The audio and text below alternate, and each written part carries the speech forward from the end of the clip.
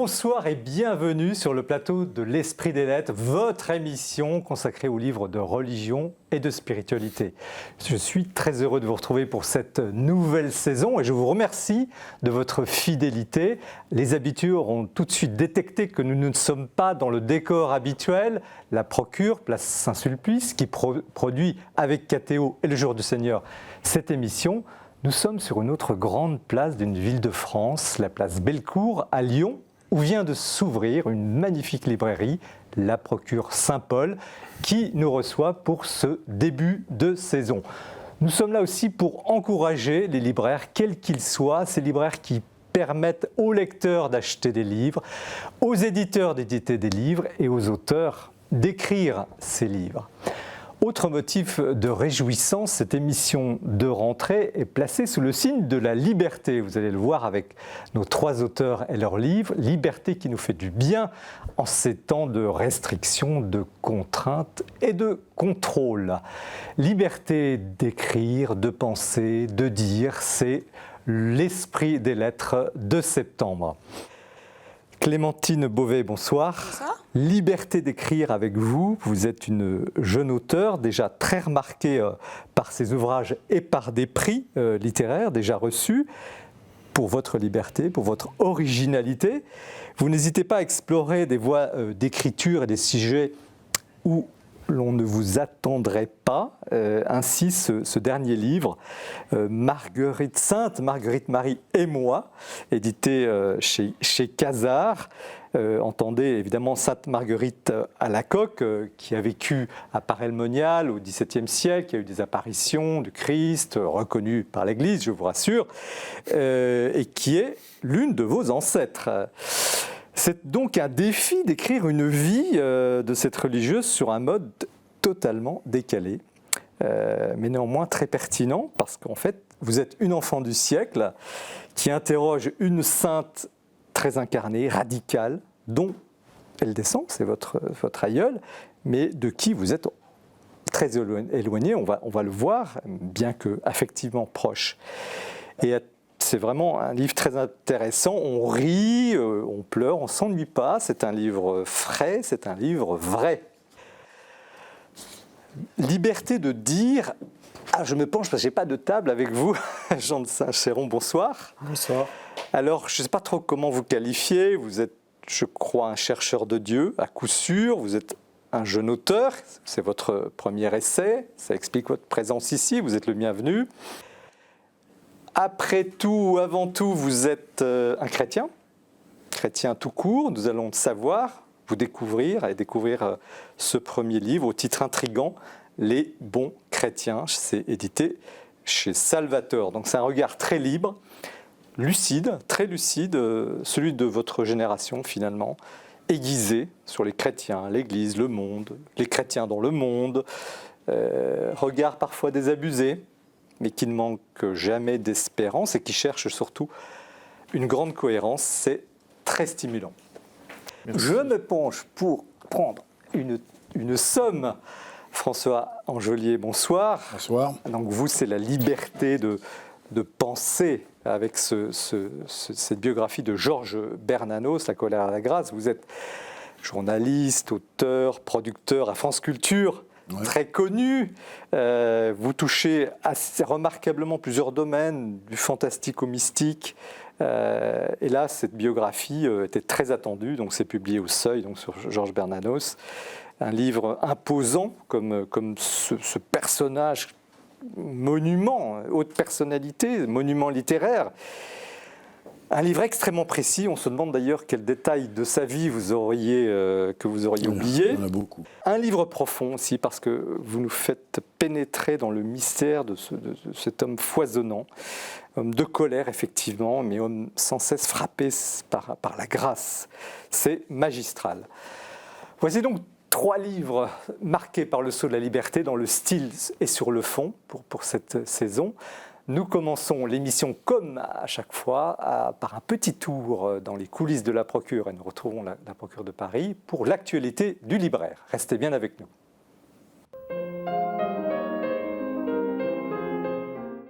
Je suis très heureuse de vous retrouver pour cette nouvelle édition de l'Esprit des Lettres et pour vous présenter donc cette nouvelle chronique de l'actualité du livre religieux. Et je commence avec un ouvrage important dans cette rentrée. Il s'agit de Les Grandissants de Marion Muller-Collard aux éditions Labor et Fides.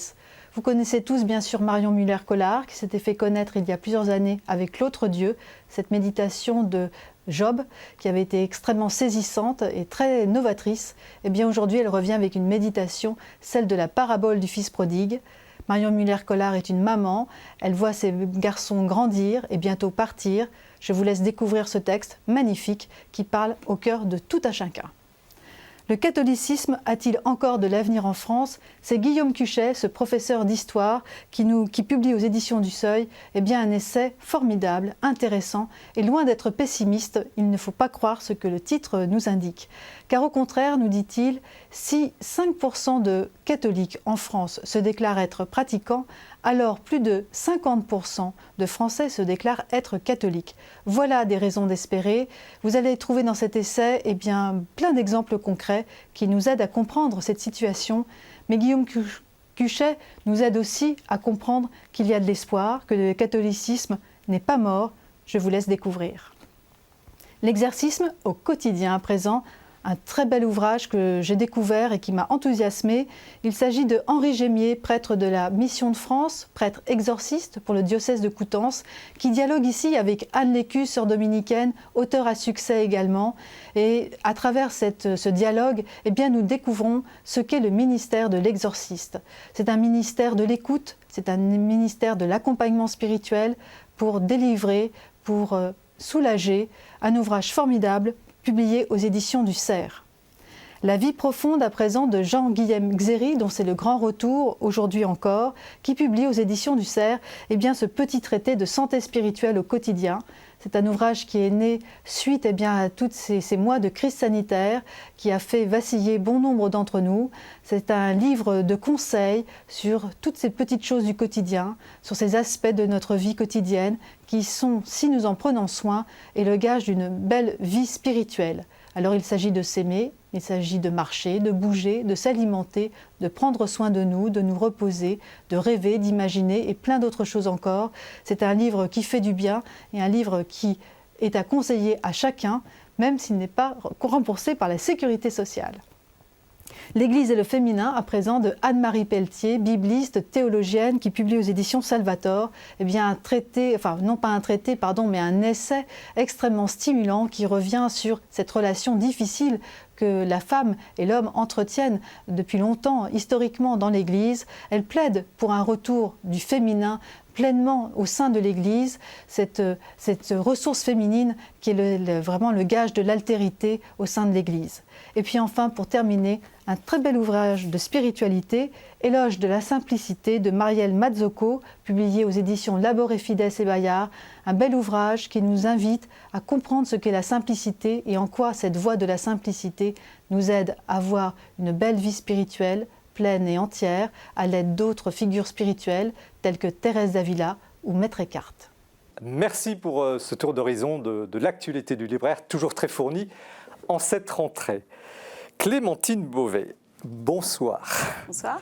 Alors, vous publiez chez Casar, Sainte Marguerite Marie et moi. Le et moi est très important. Vous, donc, mais qui êtes-vous? Moi, j'écris pour la jeunesse principalement. J'ai écrit beaucoup de romans ados, d'albums, de romans juniors. J'ai écrit aussi un peu pour les adultes. Je suis aussi universitaire en Grande-Bretagne. Je suis prof de sciences de l'éducation. Et je suis donc une très lointaine descendante, évidemment pas directe, de Sainte Marguerite Marie à la Coque. Je suis aussi agnostique, ça fait aussi partie de l'essence du livre, donc autant le dire depuis le début. Qu'est-ce que ça veut dire agnostique pour les non-initiés? Que je ne crois pas en Dieu. Pas du tout? Non. Et alors, qu'est-ce qui vous amène, bien que c'est sans doute quelqu'un d'important dans votre famille, à vous plonger, et encore plus, non seulement plonger dans sa vie, mais oser écrire un livre de ce genre? Ce qui elle a apporté, très honnêtement, pendant toute ma vie, j'ai toujours su qu'elle était de ma famille quelque part, et je m'en fichais complètement, parce que si vous voulez, pour moi, ça n'avait aucune importance, c'était complètement anecdotique. C'était le genre de choses qu'on raconte à des potes en soirée. Ah, tu sais que moi, j'ai une grande-tante qui était une sainte mystique du catholicisme. Enfin, je veux dire, je sais pas, je crois que mon père a un grand-oncle qui s'est fait manger par un crocodile. C'était le même degré d'anecdote, si vous voulez, de ce genre de choses. Et puis un jour, j'ai rencontré une femme qui est devenue une amie proche, qui est aussi un membre de ma famille par alliance, d'une certaine manière, par mon compagnon, qui est aussi éditrice, et qui m'a dit « Quoi, mais t'es une descendante de Marguerite Marie, mais il faut que t'écrives sa biographie décalée, humoristique, etc. » À l'époque, j'étais enceinte de mon petit garçon. Et en fait, c'est tombé à un moment de ma vie où j'étais dans une espèce de dynamique de transmission, à la fois parce que j'étais enceinte et à la fois parce que ma grand-mère, qui était la dernière à la coque de la famille, a porté ce nom, de ma branche de la famille, était vraiment sur le déclin, une forme de démence de plus en plus avancée, alors que ça avait été quelqu'un de très très loquace, avec une mémoire absolument extraordinaire. Et donc c'était le moment, en fait, c'était un bon moment. Et je me suis embarquée dans ce projet un peu sans savoir où j'allais. Pourquoi vous avez osé? Parce qu'il y a quand même en fait, peut-être parce que justement, j'avais une position complètement naïve, si vous voulez. Moi, je venais complètement de l'extérieur. Une culture catholique hyper limitée. Je ne suis pas baptisée, j'ai pas du tout été élevée dans la religion catholique. Mes grands-parents étaient catholiques comme beaucoup de personnes âgées de leur type social. Et puis, je me suis dit qu'en fait, c'est pour ça que je ne pouvais pas écrire de biographie comme votre biographie de Bernanos, qui soit extrêmement érudite, qui soit extrêmement baignée dans cette culture-là. Mais je me suis dit, du coup, je vais le faire de l'extérieur. Ça ne va pas être qu'une biographie d'elle, ça va aussi être une histoire de comment on écrit une biographie de sainte mystique du catholicisme quand on est soi-même agnostique, c'est un simple exercice d'écriture. Non, enfin disons que l'exercice d'écriture est important parce qu'il détermine le parti pris formel.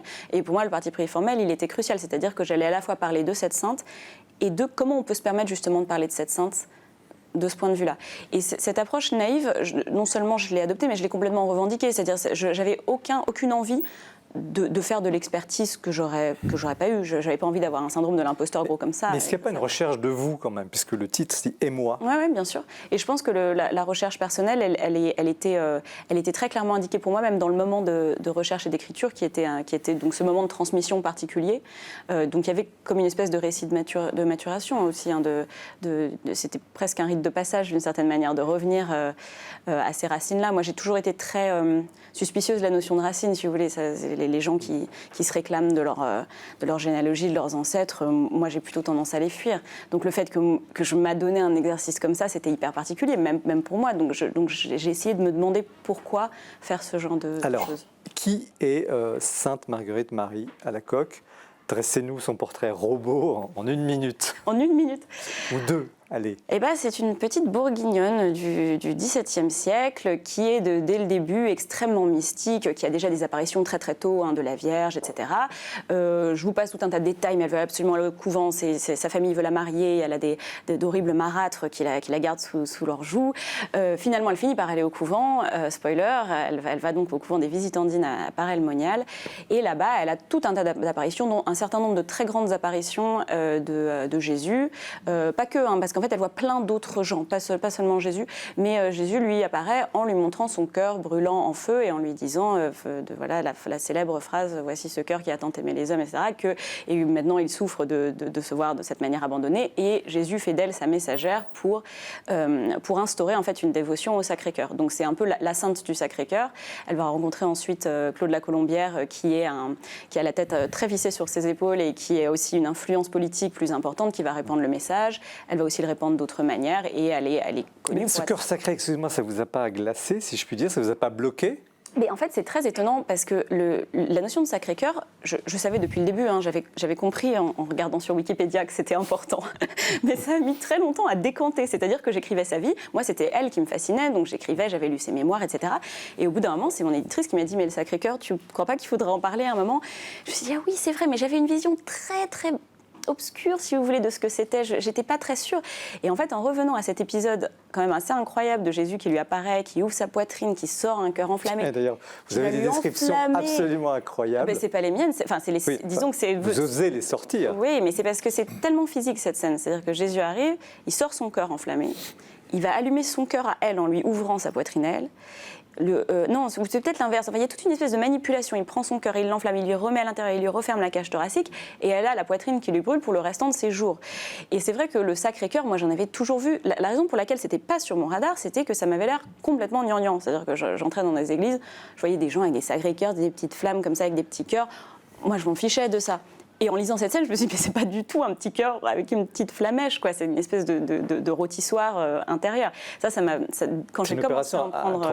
C'est une opération à cœur ouvert, en fait. Oui, complètement. C'est une greffe de flamme. Qui est un symbole ou qui est plus qu'un symbole? Eh bien, justement, moi, j'étais très troublée au fil de mes recherches de voir à quel point, quand on regarde, par exemple, que ce soit sur Instagram, Wikipédia, Facebook, ce genre de choses, souvent on dit c'est un symbole, le Sacré-Cœur est un symbole, etc.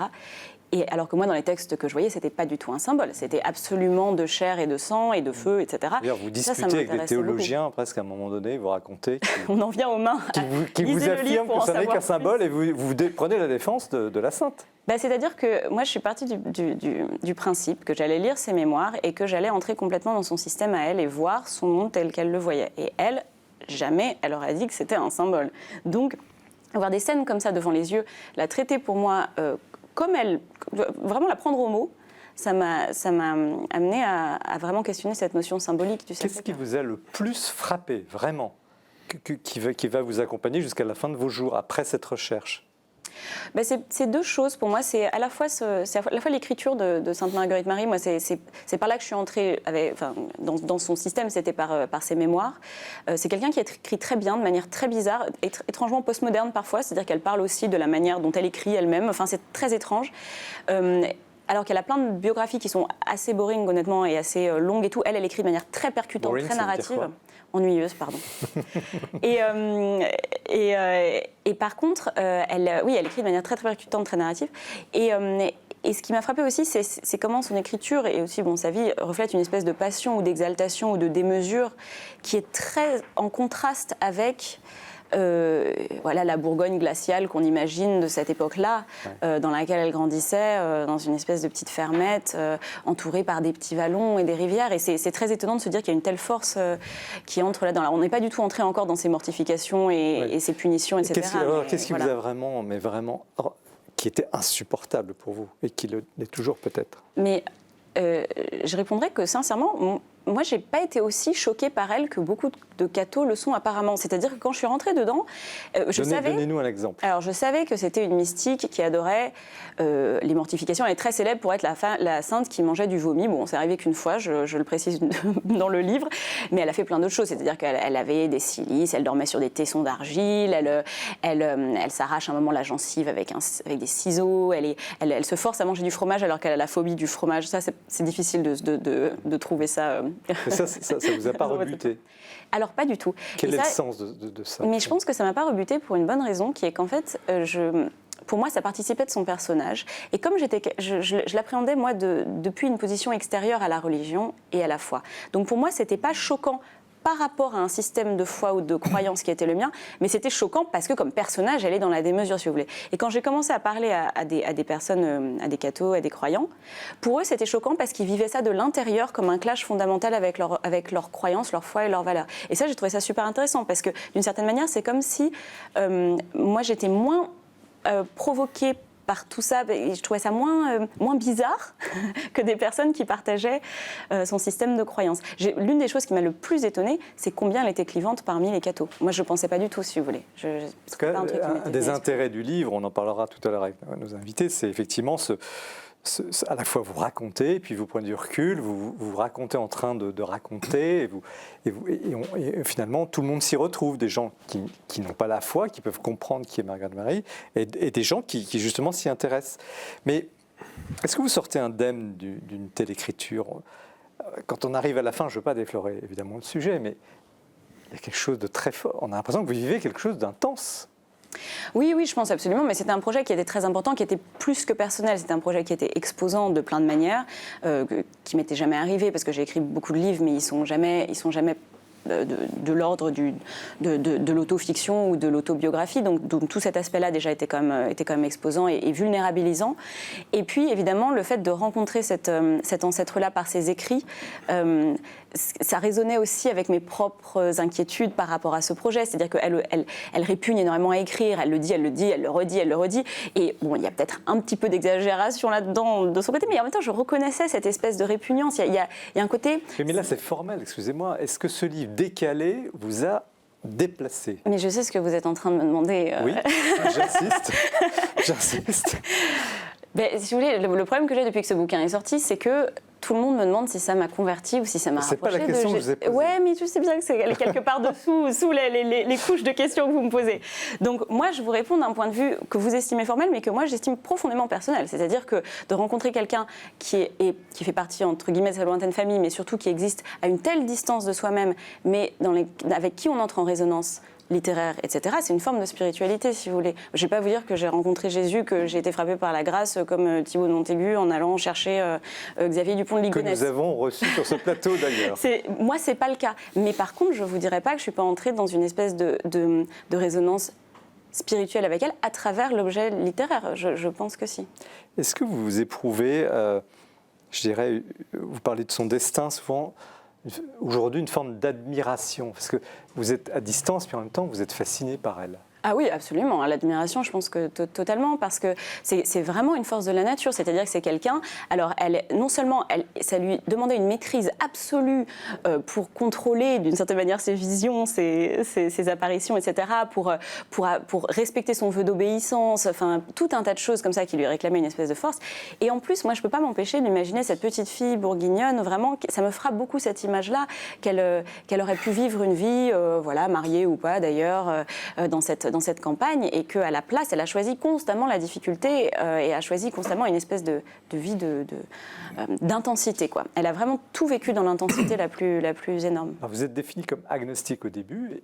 Comment vous avez perçu tous ces gens qui tournent autour de la dévotion au Sacré-Cœur, et comment aujourd'hui est-ce que vous les comprenez mieux? Est-ce que vous les comprenez moins? Est-ce que ce sont des exaltés comme vous dites votre Sainte Marguerite, qui peut l'être, parfois on va en discuter là tout de suite.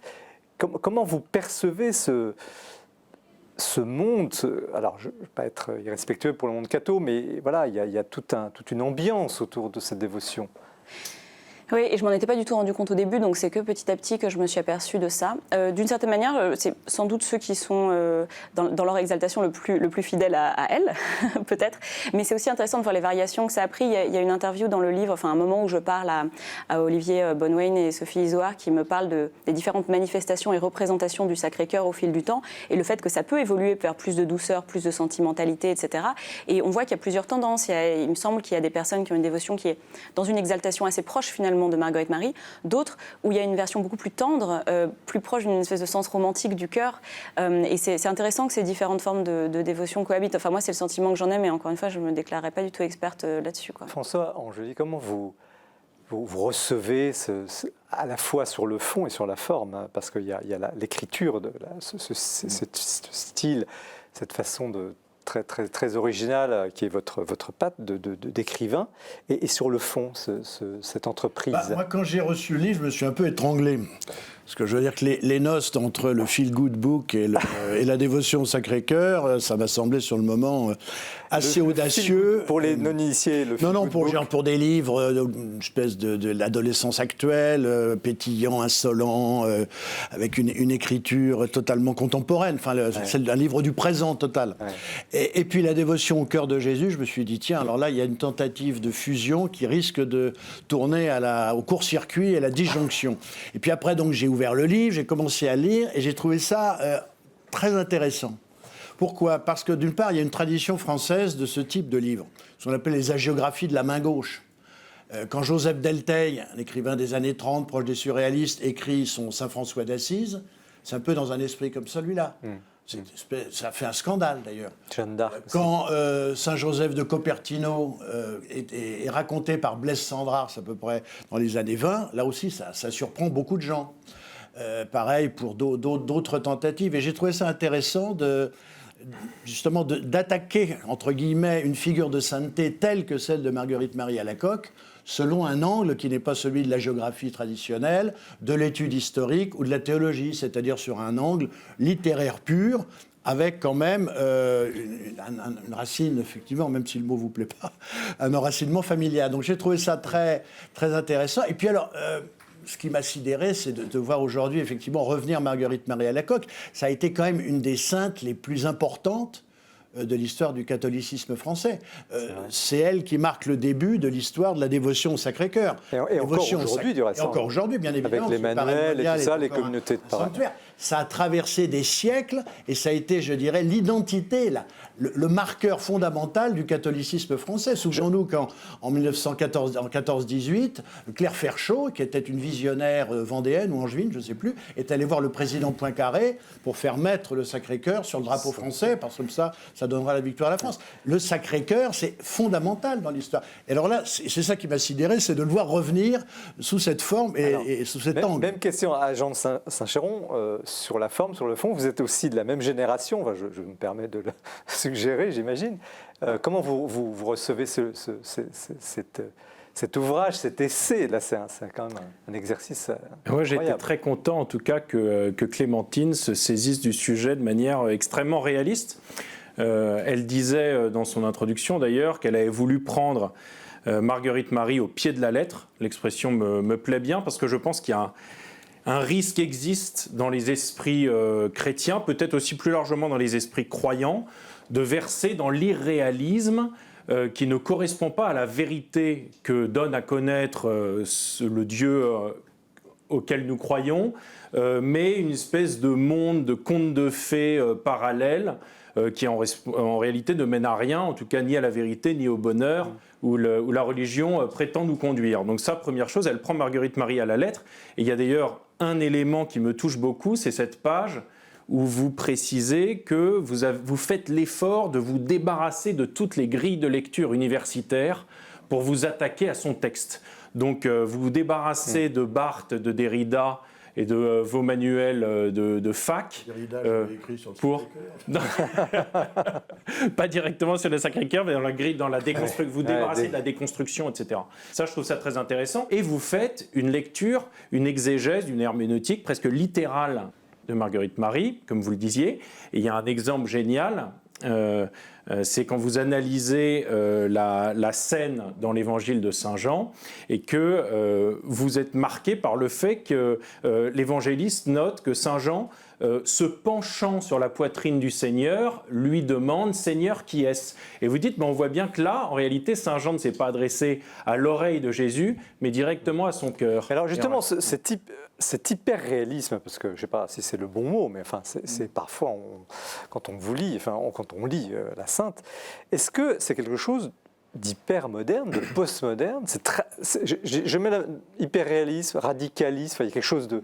Est-ce que ça, c'est actuel, François? Moi, je dirais simplement que des figures telles que Marguerite Marie Alacoque, mais d'autres, je veux dire même Jeanne d'Arc, Sainte Thérèse d'Avila, qui ont été des femmes qui ont constitué véritablement la naissance du sujet féminin en littérature et dans l'histoire. C'est-à-dire que les moyens qu'avaient les femmes de s'exprimer à l'époque, c'était très limité. Ouais, c'était essentiellement l'expérience religieuse. Ils n'avaient pas de femmes. Donc ça, c'est le féminisme, mais la radicalité. Est-ce qu'on n'est pas justement aujourd'hui à la recherche? Est-ce que ce livre ne montre pas une quête de... Ce qui est extraordinaire, c'est que c'est le corps qui est mis au premier plan. C'est une expérience d'abord charnelle, spirituelle fondamentalement, mais qui a recours à une dimension charnelle extrêmement violente, et ça fait d'une certaine façon apparaître le corps. Ouais. Clémentine, c'était dans vos intentions, ça, ou vous... Mais c'est arrivé quand j'ai commencé à lire les mémoires, parce que c'est incroyablement incarné. Et c'est incarné à la fois dans ce qu'elle décrit, à la fois dans le ton qu'elle adopte, à la fois, enfin, tout est incarné. Et là, vous la trouvez d'époque, vous la trouvez d'aujourd'hui, finalement. Mais oui, c'est ça que je trouve assez étonnant, c'est que oui, elle a une manière de parler d'elle qui est complètement totale, c'est-à-dire avec pas seulement son esprit, son âme et ça, mais aussi vraiment son corps. Toutes les expériences d'apparition qu'elles font sont incroyablement incarnées. Elle a une espèce de sensation corporelle qui est liée à ce qu'il y a autour d'elle. C'est-à-dire que, par exemple, à un moment, un moine bénédictin va la suivre pendant quelques mois parce qu'elle doit prier pour lui, et elle brûle à chaque fois qu'il est assis d'un certain côté d'elle. J'aime bien cette espèce de... Son corps a une espèce de perception de ce qui l'entoure et va brûler du côté qui lui pèse. Enfin, c'est complètement mystique et en même temps, c'est très, très... On arrive déjà à la fin de ce plateau, donc merci à Clémentine Beauvais, Sainte Marguerite Marie et moi. chez Casar, hein, qui est vraiment, vous l'avez vu, entendu, un livre à lire, oui, allons-y. Et nous, à propos de cœur, justement, nous allons retrouver la rubrique « Le coup de cœur » de cette émission. Restez bien avec nous. Nous poursuivons avec Jean de Saint-Chéron et les bons chrétiens.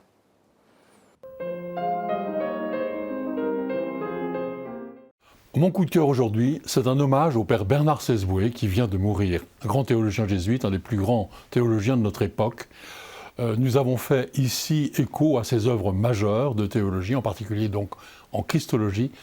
C'est pourquoi aujourd'hui, je m'attacherai à 3 autres caractéristiques de son travail, j'allais dire de son ministère, qui sont particulièrement précieuses pour nous. La première, c'est qu'il n'hésitait pas à descendre dans l'arène.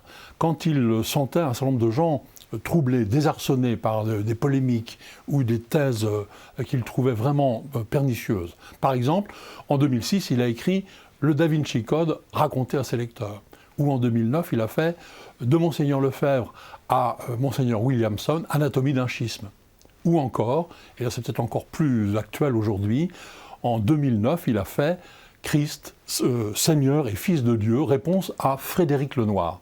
Frédéric Lenoir soutenait que, en fait, les chrétiens n'avaient pas tout de suite cru à la divinité du Christ et que cette notion s'était en fait affirmée petit à petit, en particulier sous l'influence de l'empereur. Alors là, franchement, Bernard Sesboué a bondi et a montré que c'était effectivement depuis le début que les chrétiens ont au contraire cru en Jésus comme Christ, Seigneur et Fils de Dieu. Voilà. Et ça nous fait un petit livre tout simple, mais qui est magnifique, une véritable petite christologie qui est tout à fait actuelle et tout à fait qu'on peut recommander vraiment à tout public. Deuxième caractéristique, un peu dans la même ligne, il n'avait pas peur de prendre les sujets épineux, les sujets qui peuvent fâcher, diviser, surtout les sujets qui pouvaient être un peu des obstacles à la foi. Par exemple, il a fait un livre qui s'appelle Hors de l'Église, point de salut, avec sous-titré « Histoire d'une formule et problèmes d'interprétation ». Que veut dire cette formule qu'on a soutenue? Comment la comprendre? Est-ce qu'elle est encore valable aujourd'hui? C'est toute une étude historique qui remet les choses en place. Ensuite, il a fait aussi « N'ayez pas peur ». Regard sur l'Église et les ministères d'aujourd'hui. Pas besoin de le dire que, même si ce livre a quelques années, le problème ou la question des ministères, en tout cas, est vraiment posée pour nous aujourd'hui. Ministère ordonné, ministère non ordonné, la place des laïcs, la place des femmes. On est vraiment dans cette réflexion-là aujourd'hui. Et puis, un livre plus récent qui s'appelle « L'Église et la liberté », où en particulier, il fait pièce un peu à l'objection que l'on fait souvent aux chrétiens, parce qu'ils n'ont pas aboli tout de suite l'esclavage, ou bien parce qu'ils ont fait l'Inquisition. Voilà. Troisième caractéristique, peut-être encore plus importante, la plus positive, il a toujours veillé à transmettre la foi au public de manière rigoureuse, mais claire et très pédagogique. Et là, je cite vraiment un chef-d'œuvre qui s'appelle « Croire », invitation à la foi catholique pour les femmes et les hommes du XXIe siècle. Si vous voulez réfléchir à votre credo, si vous voulez réfléchir à votre foi, prenez ce livre, c'est vraiment magistral. Autre chef-d'œuvre, à mon avis, Pédagogie du Christ. Pédagogie du Christ au double sens du terme. Comment Jésus a fait l'éducation de ses disciples progressivement jusqu'à la passion et la résurrection. Et comment cette pédagogie du Christ peut être pour nous un modèle pour notre propre pédagogie. Et je termine avec pratiquement son dernier livre, son testament, qui s'appelle « Comprendre l'Eucharistie » qu'il a écrit l'année dernière. Voilà, pas besoin de dire combien c'est fondamental. Eh bien, nous avons, me semble-t-il, beaucoup de chance d'avoir des hommes comme Bernard Sesboué qui mettent tout leur savoir, toute leur intelligence, toutes leurs compétences, toute leur foi à notre service. Merci pour cette évocation. Nous continuons l'émission, l'Esprit des Lettres, avec Jean de Saint-Chéron, deuxième jeune auteur de la soirée. C'est pas pour dire que vous êtes un vieil auteur. On le garde pour la fin. Les bons chrétiens, donc c'est chez Salvatore. Alors, un petit mot sur vous quand même, parce que vous arrivez, on veut savoir qui vous êtes. Oui, mais moi, c'est très impressionnant d'être là ce soir parce qu'entre François Angelier et Clémentine, qui ont déjà pu publier des dizaines de livres. Mais ça viendra. Soit aller à la télévision tous les 15 jours, si vous voulez. Moi, je débarque, effectivement, je suis personne. Alors, qu'est-ce que vous faites dans la vie? Je travaille à l'Institut catholique de Paris, auprès du recteur. Puis j'ai aussi une petite charge dans la revue Magnificat, enfin une charge très importante, mais qui me prend moins de temps, où je suis en charge des méditations du jour. Voilà. Et puis il faut savoir peut-être d'où je viens, d'où je parle, comme diraient les jeunes, parce que j'ai passé 5 ans au séminaire où je me suis demandé si le Seigneur ne m'appelait pas à devenir prêtre. Et finalement, dans une grande paix intérieure, j'en suis sorti. Et récemment? Et voilà, il y a un an, un peu plus d'un an. Voilà, il me semble. Et ce livre est le fruit d'un peu de cette expérience ou pas? Alors forcément, en tout cas, ce que j'ai découvert de la parole de Dieu, à la fois dans l'Écriture sainte, dans la théologie, dans les pères, et puis les auteurs très divers que j'ai pu étudier au séminaire, ont nourri ma réflexion, bien évidemment. Et puis aussi, je crois, mon expérience, ma tentative de devenir un bon chrétien. Bon, je ne désespère pas totalement. Alors, vous êtes un bon ou un mauvais chrétien? Ben ça, ce serait vraiment assez, je pense, téméraire de ma part de prétendre en être un bon, puisque l'une des thèses phares de mon livre est que précisément un bon chrétien, s'il y en a un, est celui qui ne sait pas qu'il l'est, ou en tout cas qui tâche de le devenir, puisque le christianisme n'est pas autre chose qu'une marche vers Dieu, vers la sainteté, un combat spirituel, combat très intense, au corps à corps, de tous les jours, bien incarné, dans les petites choses comme dans les grandes. Et donc, le grand risque, peut-être, contre lequel, en tout cas, la première partie de mon livre met en garde, c'est celui de se croire arrivé et de s'asseoir dans le fauteuil du bon chrétien, en disant « j'y suis, ma vie est droite, et maintenant tout droit pour le paradis ». Pourquoi avez-vous choisi ce titre? Parce qu'il y a quand même une critique, vous dénoncez les bons chrétiens. Ah non, pas vraiment. Soi-disant bons chrétiens. Non, je suis un peu comme Clémentine, je prends les choses au pied de la lettre. Donc le bon chrétien dont je veux parler, en réalité, j'ai pris ça dans la bouche de Jeanne d'Arc. Dans son procès, elle répète à tout va « je suis bonne chrétienne ». C'est presque le dernier argument qu'elle oppose à ses juges. Je suis bonne chrétienne parce que finalement, elle sanctifie le dimanche, elle communie à Pâques, elle se confesse, etc. Donc elle estime qu'elle vit conformément aux préceptes de l'Église et qu'en cela, elle marche vers Dieu. Mais bien évidemment, les juges qui la torturent, eux-mêmes sanctifient le dimanche et communient à Pâques. Donc ça ne suffit pas. Donc je me suis interrogé sur le cœur de cette expression, qu'est-ce qu'un bon chrétien s'il y en a un? Et puis il y a eu ce moment à l'automne 2020 où la messe a été sucrée aux catholiques pendant quelques mois, à l'occasion du deuxième confinement. Et il y a eu une querelle interne qui n'a pas fait beaucoup de bruit à l'extérieur de l'Église, mais qui en a fait pas mal à l'intérieur, où les uns et les autres pensaient avoir raison, disant pour les premiers, il faut manifester absolument, aller devant le ministère de l'Intérieur qu'on nous rende la messe, et les autres assurant absolument que le bon chrétien était celui qui mangeait son pain noir dans le silence de sa chambre. Et les deux camps étaient persuadés d'être le bon. Donc je me suis interrogé sur ce qu'était l'essence du christianisme à ce moment-là. Alors, Jean Saint-Charon, vous faites référence à Sainte Jeanne d'Arc, vous rappelez cette querelle des pros contre la messe, en tout cas qu'on a vécu récemment. Est-ce qu'un bon chrétien est un saint? En tout cas, le bon chrétien, s'il y en a un, encore une fois, évidemment, il y a quelque chose d'un tout petit peu ironique dans le titre de mon livre. C'est le Seigneur seul qui est capable de dire qui sont les bons chrétiens, c'est-à-dire, en effet, qui sont ces saints au ciel. Un saint, il faut bien savoir de quoi on parle. En réalité, la sainteté qui est celle de Dieu, qui est la perfection absolue de l'amour, ne se vit qu'au ciel une fois qu'on est lavé du péché qui nous ronge à longueur de temps ici-bas. Vous ne croyez pas que la sainteté elle est aussi dans le péché? Alors, vous parliez de combat spirituel. Alors que la sainteté soit dans le péché, je ne crois pas, mais qu'elle soit contre le péché, oui, puisque la sainteté est un combat. Vous voyez, quelqu'un comme saint François d'Assise, par exemple, qui est quand même un bon exemple de saint dans l'histoire du christianisme. Il y a cette anecdote géniale dans ses Fioretti et dans ses vies diverses du XIIIe siècle, où à la fin de sa vie, il se lève le matin en disant « Maintenant, mes frères, commençons, nous n'avons rien fait jusqu'alors ». alors qu'il a déjà fondé l'ordre franciscain, qu'il y a des dizaines de milliers de personnes qui l'ont suivi, qu'il a été presque aussi ascète que Sainte Marguerite Marie. Il s'est rongé la chair jusqu'à l'extrême par amour du Christ, et il estime qu'il n'a rien fait. Alors ça, c'est la figure du chrétien qui est parfaitement désinstallé. Voilà, Bernanos aussi, que je cite beaucoup dans mon livre, s'appuie énormément sur cette idée du caractère anti-bourgeois du christianisme, qui n'est surtout pas une anti-bourgeoisie au sens strictement social du terme. Vous voyez bien, je ne suis pas en train de vilipender les CSP+, dont je suis issu par ailleurs.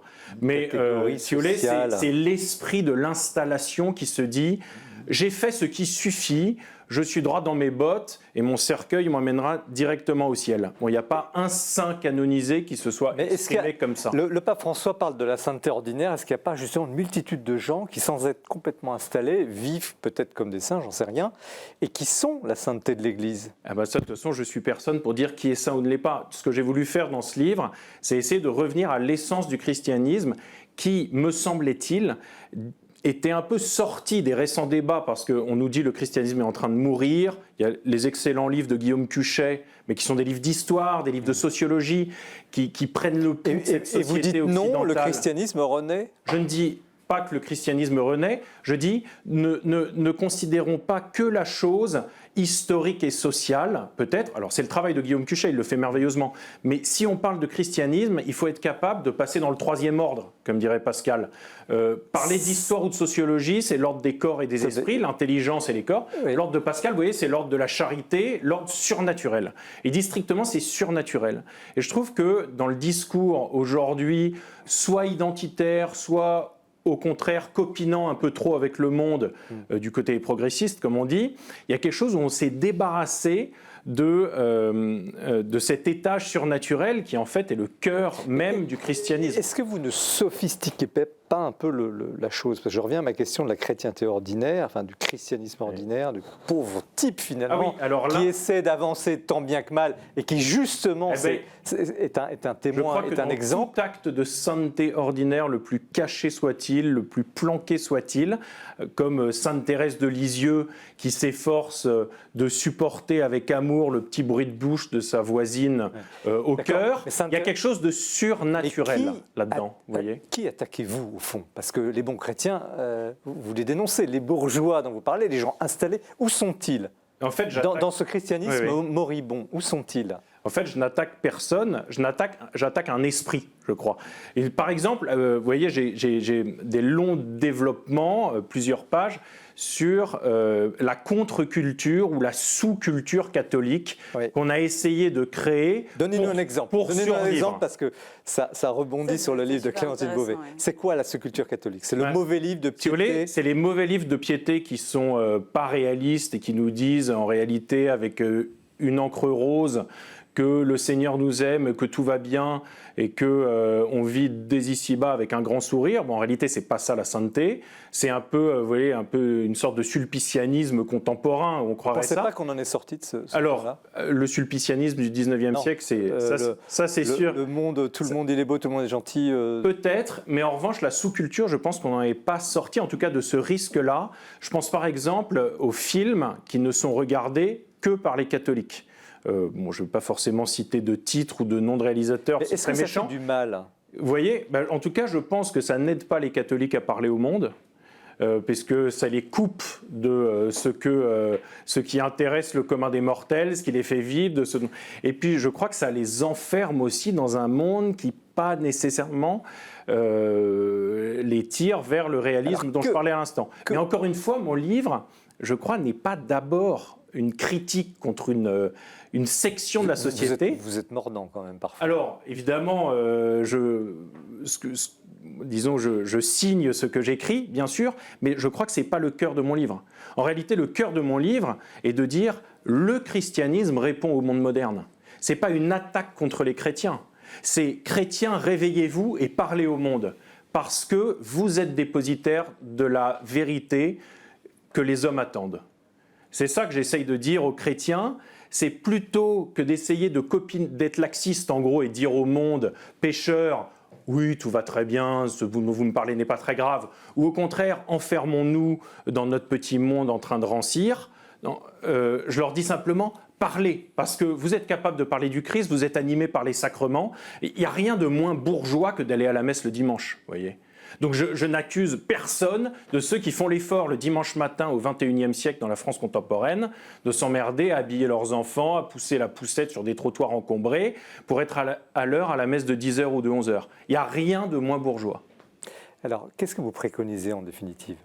Parce que vous dites, allez-y, les chrétiens, allez-y, ok, on a compris le message. Oui.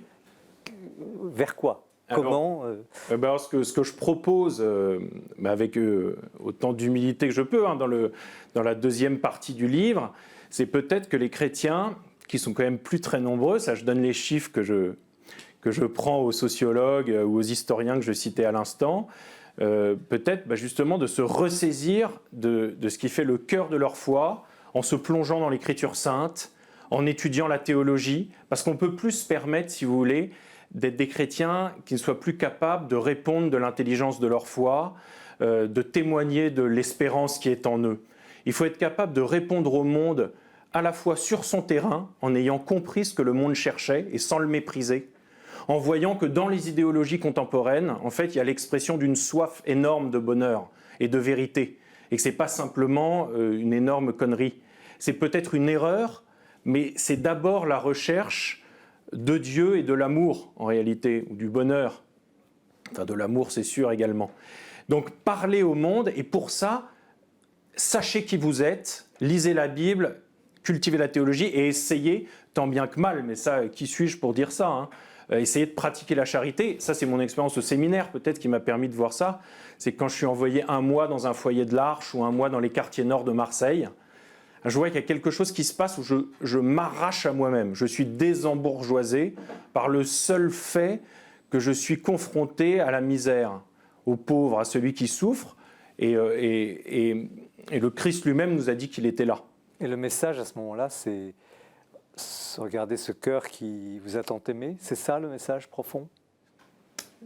Quand vous êtes là, vous venez d'évoquer des moments touchants, où vous êtes devant des gens dans des banlieues ou devant des personnes handicapées ou en tout cas, moi j'ai été saisi même de manière très intime, c'est ce que je vais dire très personnel, mais dans ces moments-là, j'ai eu le sentiment d'être saisi par le Christ lui-même, c'est-à-dire par à la fois le créateur du monde et le tout petit qui quémande notre amour dans un monde tellement dégommé par notre égoïsme et notre orgueil, que nous ne le voyons plus.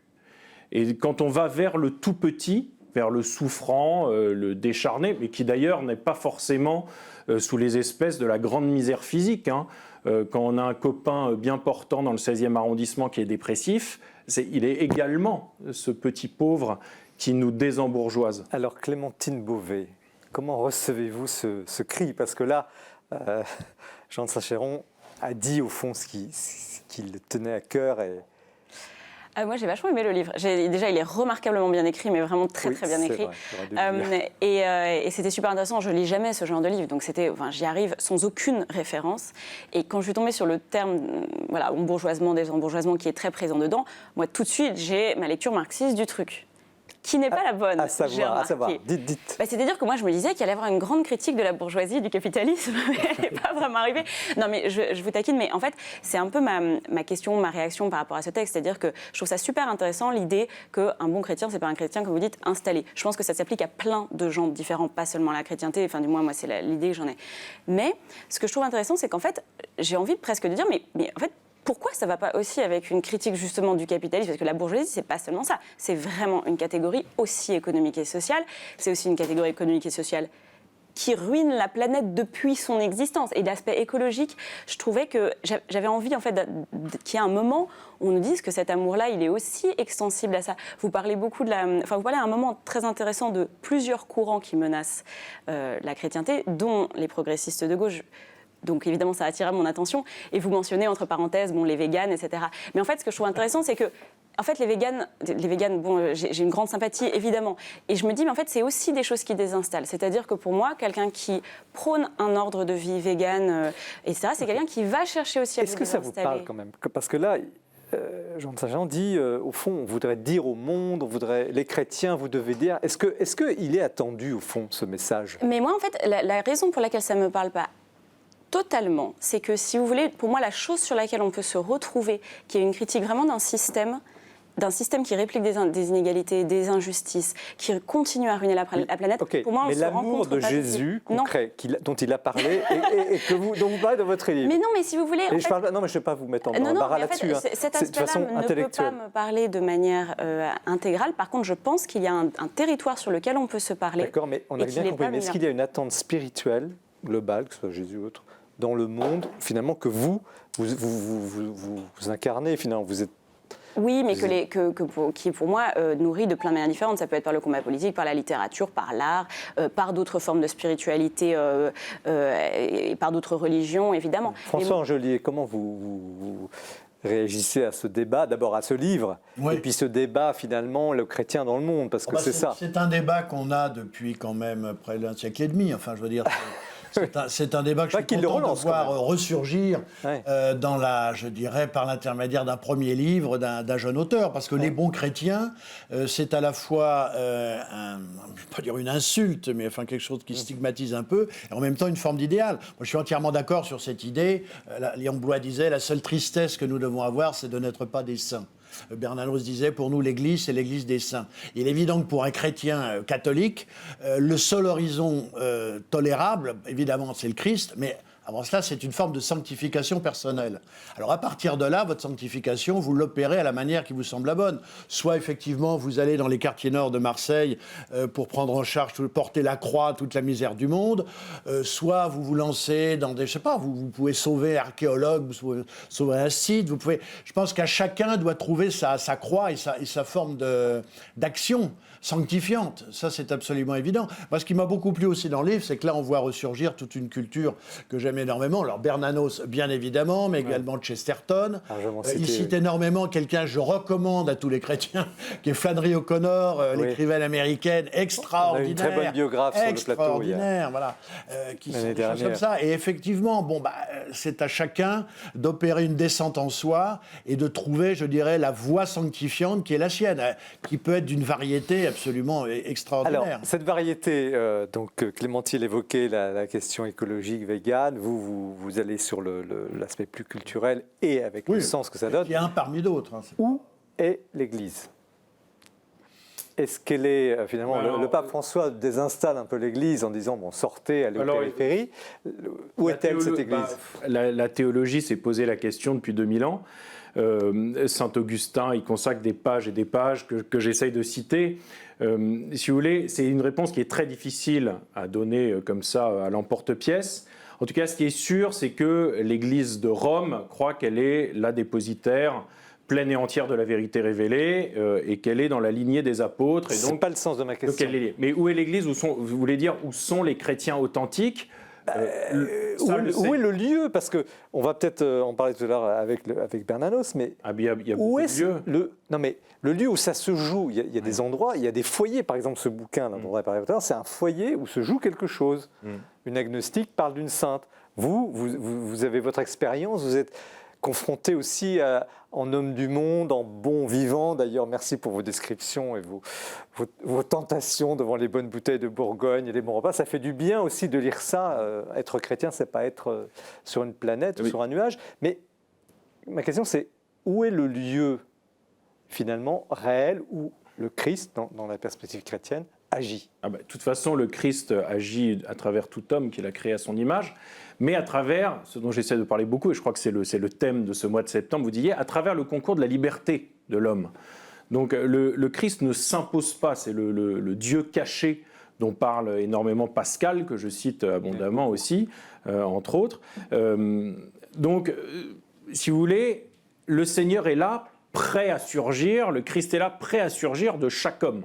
Voilà, de nous quatre, par exemple, puisque nous sommes là dans cette pièce. Alors, voilà, le Seigneur peut surgir. Mais pour reprendre ce que disaient tout à l'heure à la fois et Clémentine et François, bien évidemment, à travers le combat de l'écologie, par exemple, il y a une action qui rejoint le message de l'Évangile. D'ailleurs, il y a une page que je consacre au pape François et à son combat écologique. Est-ce que c'est recevable, Clémentine? Est-ce qu'on peut considérer qu'il y a quelque chose d'église, et j'insiste un peu en disant église, mais de chrétien, disons, dans ce combat global de l'écologie? Mais en tout cas, pour moi, c'est le terrain de réconciliation possible ou de conciliation possible. François, où est-ce qu'elle est cette église? Le Christ dit que quand vous serez quelques-uns en mon nom, je serai là au milieu de vous. Je pense que l'Église, elle est dans ces collectivités d'action qui peuvent agir à tout point de vue. Mais vous êtes une sorte de radar permanent sur le monde de la culture dans des secteurs d'ailleurs assez variés. Oui, assez variés, mais dans une librairie généraliste et religieuse justement qui tente aussi de donner cette approche multipolaire, multi-ouverte du monde. Donc vous avez un poste d'observation fabuleux et depuis des années, comment vous recevez cette problématique qui finalement réveille un peu... Il est évident qu'aujourd'hui l'Église, ça n'est plus l'Église visible. Ni l'Église militante, l'ecclésia classique. C'est évident que là, il y a quelque chose qui a été perdu. C'est beaucoup plus dans une sorte de recomposition sociale de groupe ou de personnalité. Je veux dire, ça, à mon avis, c'est... Mais elle l'est quand même, cette ecclésia. Elle existe parce qu'elle est sainte et qu'elle est centrée autour de la figure du pape. Mais je crois que sa forme vivante, elle n'est plus tellement là, c'est évident. Et elle peut même être chez des gens qui, comme Clémentine, ne veulent pas en entendre parler. Vous savez, c'est le discours de l'agnostique dans le Grand cimetière sous la lune de Bernanos. Je crois qu'aujourd'hui, on est dans un paysage d'une complexité mouvante très, très étonnant. Je crois qu'on peut trouver la figure de l'Église là où on ne l'attend pas. Alors, pour vous qui nous regardez, je vous pose la question à tous les trois, parce que je sais que vous êtes soucieux de la transmission, d'ailleurs, Clémentine en parlait tout à l'heure. Pas dans ce sens-là, mais par où commencer? S'il y avait une priorité, le bon chrétien, où doit-il, entre guillemets, s'engager, puisque le mot est un peu à la mode? En tout cas, je parlais tout à l'heure de la parole de Dieu, de la Bible. Je pense que lire la Bible nous prémunit pas mal de nos petites idées personnelles, de nos petits catéchismes idéologiques. Parce que moi, je fais partie de cette catégorie de personnes qui croient avoir une bonne idée toutes les 5 minutes. En réalité, quand on ouvre l'Évangile, on découvre qu'il n'y a pas de bonne idée qui vaille tant qu'elle n'est pas ordonnée à l'amour. C'est ce que le Christ passe son temps à dire aux scribes et aux pharisiens, par exemple, qui sont des savants, intelligents. Il leur dit, mais aimez d'abord. François, s'il fallait commencer par je suis tout à fait d'accord. On commence d'abord par l'élément, la pierre d'angle, l'élément fondamental qui est le texte. Qu'est-ce qu'on a? D'abord et avant tout, c'est un texte. Alors on dit aux gens, c'est pas dur, vous allez à la procure, à Lyon, vous allez où vous voulez, et vous achetez un évangile et vous le lisez. Clémentine, voilà. J'ose vous poser la question. L'aventure commence. J'ose vous poser la question, mais je suis très intéressé par votre réponse, justement. En extérieur, si vous aviez un chrétien, commencez donc par faire cela. Moi, je dirais se mettre à la place des autres personnes parce que mais vous parlez aussi de l'entre-soi dans le livre, mais je pense que c'est quelque chose qui s'applique à tout le monde, mais peut-être en particulier à ce moment-là. Que peuvent ressentir l'autre personne qui est en face et qui est vue comme quelqu'un qui est ennemi de nos valeurs, quoi. Alors, merci à tous les trois et merci surtout à Jean de Saint-Chéron. Donc, Les bons chrétiens, ce titre intriguant chez Salvatore qui... Vous le voyez, apporte des réponses, mais soulève beaucoup de débats, et des débats très pertinents. Et c'est un jeune auteur que nous encourageons, au même titre que vous. Ce qui me fait une liaison peu élégante, mais il faut aller vers un auteur de maturité, voilà, et sur un homme de grande maturité, Georges Bernanos, une biographie absolument incroyable, La colère et la grâce. Vous restez bien avec nous. Nous allons en parler pour ce 3e plateau. Mais c'est l'heure du portrait du mois.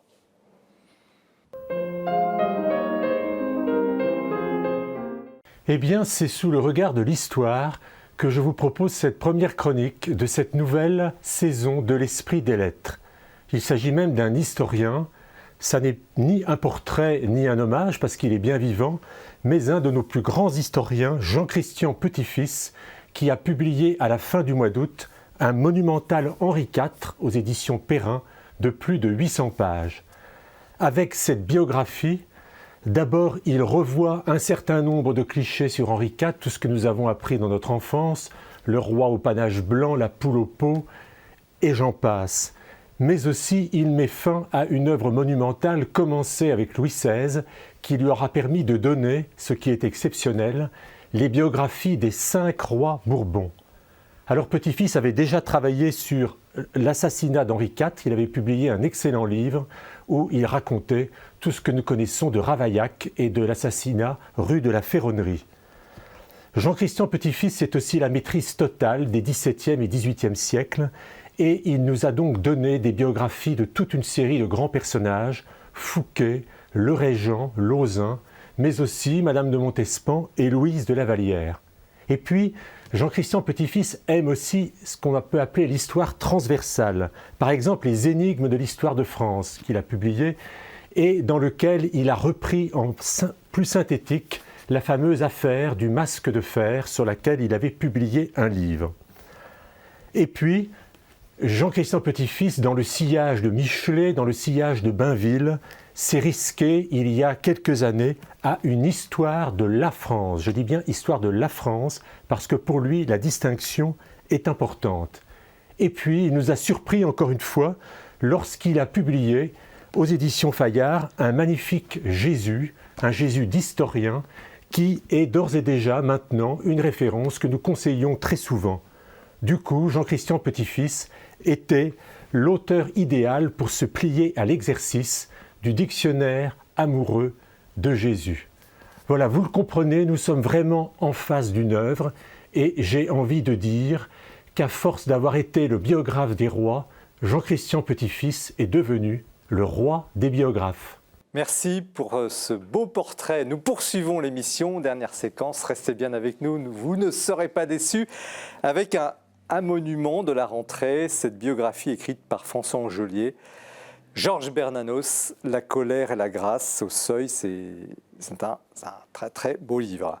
Épais, mais vous ne vous ennuierez pas une minute. Avant de l'aborder, un petit mot sur vous. Vous êtes connu comme producteur radio, mais vous êtes un homme de radio ou un écrivain ? Je suis d'abord un homme de radio, je fais de la radio depuis 40 ans. J'anime la même émission depuis 25 ans. Donc alors, elle s'appelle comment l'émission ? Mauvais genre. Mauvais genre. C'est tous les samedis sur France Culture à 22h pour les amateurs de polar, de bande dessinée, de science-fiction, voilà, cinéma. Tout. De mauvais genre. De mauvais genre, c'est-à-dire de genre, voilà. Vous avez un goût pour la transgression ? J'ai un goût pour la transgression et j'ai un goût pour ce qui est de l'ordre de la révélation un peu violente. Je vais commencer par m'intéresser au fantastique. Après, je me suis intéressé à la mystique. Et après, à tous ces écrivains sur lesquels je travaille depuis près de 30 ans. Mais j'ai toujours eu un goût pour les expériences, je dirais, un petit peu transgressives et marginales, oui. Extrêmement. Enfin, de l'arrivée à... Bon, vous avez écrit sur Blois, vous avez... Oui. Bon, la Bernanos, quand même, il faut y aller. Enfin, on vous connaît, on sait que c'est vous, mais on n'attend pas forcément ça de vous. C'est-à-dire que... De votre univers, enfin, de ce que vous représentez. Plus que vous. C'est sûr que si on écoute mon émission, on ne peut pas évidemment deviner spontanément que je m'intéresse à Bernanos, mais c'est inévitable. Je travaille depuis à peu près 1985 sur toute cette famille d'écrivains qui sont, je dirais, les catholiques frénétiques en révolte, c'est-à-dire les antimodernes, les contre-révolutionnaires. C'est une génération un peu compliquée, enfin c'est une lignée, une sorte de cordillère des âmes, je dis par moment, qui part de Joseph de Maistre et de Chateaubriand pour aller jusqu'à ce formidable personnage qui a été l'orientaliste Louis Massillon, disciple de Huysmans et de Foucault. Et on passe, c'est la ligne B, Barbet, Blois, Bernanos, Claudel, Huysmans, Jacques Maritain, Julien Green. Ouais, c'est toutes ces figures qui, moi, me semblent absolument détenir, je ne veux pas dire la clé du problème, mais en tout cas le bon moyen de riposter et de dire au monde ce qu'il est. Je pense que la littérature doit être autre chose qu'un divertissement, qu'elle doit être une réponse au monde, c'est ces gens-là qui ont donné la bonne réponse. Bernanos, dans la cordée des âmes, ou des âmes, oui, il est dans quelle position ? Bernanos, c'est l'homme qui, d'une certaine façon, récapitule et repropulse tout le 19e siècle vers le 20e siècle. Il se reconnaît comme maître, outre Balzac et Drummond, qui ont été les maîtres de sa petite enfance, avant tout Barbé d'Aurevilly, Léon Blois, Villiers de l'Isle-Adam et Péguy et Ernest Hello. C'est-à-dire que c'est toute cette génération de catholiques qui l'ont été au moment du Second Empire et de la Troisième République, un moment où au mieux les catholiques étaient méprisés, marginalisés, méprisés, dans le pire des cas totalement persécutés. Et ça a été des figures vraiment transgressives et marginales qui ont répondu à cette situation au nom, je dirais, d'une aspiration, presque d'un dandisme spirituel, on pourrait dire. Mais vous, le Bernanos, c'est pour vous un aboutissement, ce livre, même par rapport aux autres? Absolument, puisqu'on retrouve chez lui toute une série d'ingrédients littéraires, de méditation sur des thèmes contemporains qui sont marqués par une écriture, une démarche qui est celle du 19e siècle. Et toute cette méditation, Bernanos la reprend, la récapitule, l'épure, entre guillemets, la moderniserait presque sur ce plan littéraire, et on fait une arme de combat pour toute la période qui va de 1919 à 1948. Alors le combat, c'est quoi? C'est parce qu'il est royaliste, on va en parler tout à l'heure, il est parfois un peu antisémite, on va discuter de tout ça. Il a un modèle de société, c'est un révolutionnaire. Qu'est-ce qu'il veut? Alors, Bernanos, il faut d'abord se dire une chose, ça n'est pas un converti. À la différence de tous les auteurs que j'ai cités, ça n'est pas un converti, c'est un héritier. Il est né dans une famille monarchiste et catholique, il a reçu cet héritage, il ne l'a jamais remis en question et il a voulu l'accomplir et le vivre pleinement. Ça, c'est une première chose. Il a été ensuite militant d'Action française, surtout entre 1908 et 1914. Vous décrivez remarquablement bien, je dis ça parce qu'il y a sa vie, mais aussi le contexte. Voilà. Vous expliquez très bien les débats de l'époque comme un historien. Il disait lui-même qu'il aimait le bruit, c'était un nationaliste révolutionnaire, il était pour le roi et pour la foi. Il a incarné ça en étant un des premiers camelots du roi, il a dirigé... Les camelots du roi, pour les non-initiés? Alors les camelots du roi, ce sont une sorte d'escouade assez violente, créée en 1908 pour vendre l'Action française. L'Action française est créée en mars 1908, et il faut quand même quelqu'un pour la vendre, pour vendre le quotidien. Avant c'était une revue mensuelle, après ça devient quotidien, il faut bien vendre ce quotidien. Et Maurras, Léon Daudet et Pujol se disent on va créer une escouade de vendeurs. Alors ils avaient tous, c'est pour ça, ils avaient une médaille professionnelle de camelot et ils vendaient ça sur la voie publique et à la sortie des églises. Un peu commando, les camelots. Le problème, c'est qu'évidemment, comme était Bernanos à l'époque, c'est une milice, c'est des gens extrêmement violents. Confère l'affaire Talamas, ou par exemple donne à des conférences à la Sorbonne un professeur dont il jugeait qu'il insultait Jeanne d'Arc. Et le but des camelots du roi était de s'emparer de cet homme et de le fesser, ce qu'ils sont arrivés à faire. Public. Au point même représentez-vous que la Sorbonne, bien au-delà de 68, était gardée par les dragons, par la territoriale et par les gendarmes. C'était quasi insurrectionnel. Et tous les jours... Alors là, c'est la première phase un peu violente. Ça c'est le Bernanos 1908-1914. Après, il y a l'expérience de la Première Guerre mondiale qui va complètement, je dirais, le traumatiser et assurer chez lui une véritable mutation intérieure, c'est-à-dire qu'il comprend qu'un monde vient de mourir et un autre démarre, et que le monde qui s'amorce sera un monde effroyable. Que ce sera le monde de Métropolis, le film de Fritz Lang, que ce sera le monde de l'industrie, de la machine, de l'homme dévoré, de l'homme esclave. C'est plus du tout... Il assiste à cette mutation et il écrit à l'époque à Dombès, bénédictin, qui était son mentor spirituel, qu'on assiste là à une mutation, on passe une nouvelle frontière de l'histoire du monde. Et il vit la guerre, vous le racontez très bien. Il ne sortira jamais des tranchées. D'ailleurs, personne n'est jamais sorti des tranchées, que ce soit Genevois, Duhamel, Ernst Jünger, Drieux-La Rochelle, Malaparte, tout ça. Ils sont tous restés dans les tranchées. Et s'ils ont sorti, ils les ont emmenés avec... Ils sont restés du côté de la mort. Et alors ensuite... Après, quand Bernanos sort enfin des tranchées en 1919, il est submergé de dégoût face à ce qu'est la société française de la victoire. Parce que la société française n'a pas été à la hauteur de la victoire de 18, elle n'a pas été à la hauteur du sacrifice des poilus, et elle ne comprend rien de ce qui est en train de se passer. Et il dira la même chose en 1945 Absolument, c'est exactement le même phénomène, c'est-à-dire que grosso modo, la guerre est finie, messieurs, vous rentrez chez vous, bonsoir, on vous donne une petite Qu'est-ce qu'il attendait ? Et alors, lui, ce qu'il attendait, c'est qu'on tire la leçon, et je veux dire socialement, politiquement, esthétiquement, spirituellement, de la Première Guerre mondiale, qui est quand même... Et de la Seconde, allons-y. Et de la Seconde, on peut dans un autre, il avait évolué. Et ce qui n'est pas le cas. Les affaires reprennent, les politiques recommencent leur popote, et on dit surtout aux poilus ou aux résistants, bon, restez dans un coin, on se souviendra de vous une fois par an, mais laissez-nous Est-ce que c'est pas reprendre le boulot. un bougon structurel C'est pas un On a bougon. l'impression qu'il est jamais content. Non, c'est pas un bougon. Moi, j'ai intitulé mon livre « La colère et la grâce » et je dis simplement qu'on lui a fait la grâce de le maintenir en colère jusqu'à sa mort. Cet homme était la colère incarnée. Cela dit, il était très agréable à vivre au quotidien, c'était un homme fort sympathique, mais c'était la colère incarnée. Et la première colère qu'il a eue, c'est de voir la manière dont la propagande officielle et ce qu'il appelait la culture poilue s'était emparée de la langue française, avait totalement prostitué, monnayé, dénaturé les mots importants, courage, sacrifice, Cet homme la qui a sainteté, refusé tout ça. plusieurs fois l'Académie française, il a refusé. Ah il a oui, tout oui, non, refusé. il a Les décorations. refusé la Légion d'honneur, pensant que c'était uniquement à titre militaire. Il a refusé l'Académie française. Il a même eu cette phrase extraordinaire « Quand il ne me restera plus que 2 fesses pour penser, j'irai les asseoir à l'Académie ». Voilà. Ce qui ne l'a pas empêché de recevoir le Grand Prix du roman de l'Académie française en 1936 avec le journal d'un curé de campagne. Qu'est-ce qu'il a apporté fondamentalement, ce Bernanos? Fondamentalement, Bernanos a apporté d'abord le simple fait d'une volonté farouche et indéracinable de vivre en chrétien. Alors justement, là je rejoins... Vous dites en chrétien avant de dire en français. en français. En français. C'est-à-dire que j'attendais que vous disiez, enfin j'imaginais que vous auriez pu dire, il a apporté le fait de vivre en français, c'est-à-dire français debout, refusant... En citoyen français. En citoyen français, Oui, absolument. refusant... Mais vous dites en chrétien. Non, je veux dire en chrétien français, enfin au sens où il Non, mais considérait... c'est important cette distinction. Non, mais c'est d'abord en chrétien. C'est une distinction. Je pense que d'abord c'est en chrétien, puis après en français. Mais les deux sont liés. Quand il est allé au Brésil, son obsession, c'était de créer une communauté de Français catholiques, de l'ancienne France. Vous voyez ? Et donc ça a été pour lui absolument essentiel. C'est d'abord de vivre en chrétien. Alors tout dépend de ce que l'on entend par vivre en chrétien.